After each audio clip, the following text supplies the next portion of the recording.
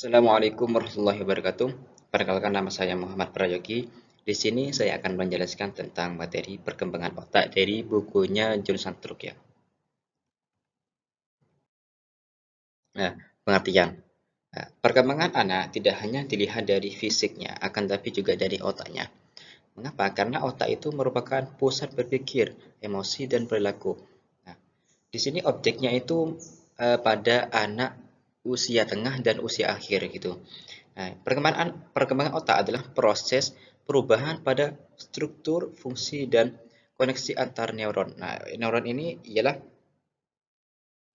sel saraf yang menjadi unit fundamental sistem saraf, bertugas menerima, memproses, dan mengantarkan sinyal listrik ke seluruh tubuh. Nah, perkembangan ini dipengaruhi oleh faktor genetik, faktor bawaan, seperti baik itu dari orang tua, tetapi juga sangat dipengaruhi oleh lingkungan dan pengalaman. Bahkan sekitar 80 hingga 90% perkembangan otak itu terjadi pada usia dini.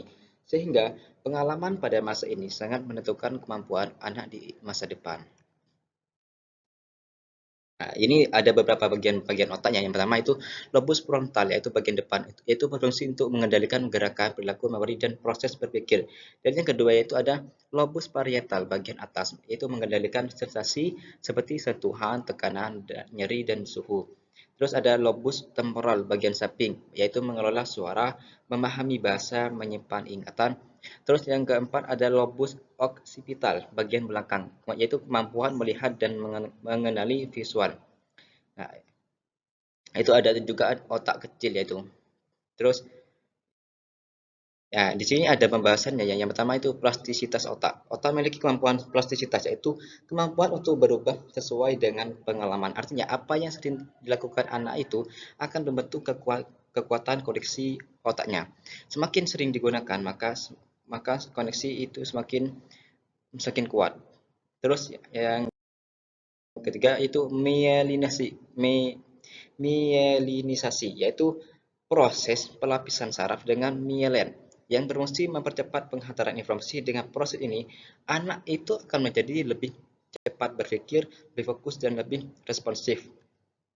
Terus ada sinapsis dan pemangkasan. Apa itu sinapsis? Sinapsis adalah hubungan antar neuron. Pada masa anak-anak, koneksi ini sangat banyak, akan tetapi tidak semuanya bertahan. Koneksi ini sering digunakan akan diperkuat. Nah, koneksi yang sering digunakan akan diperkuat, sedangkan yang jarang digunakan akan dibengkas.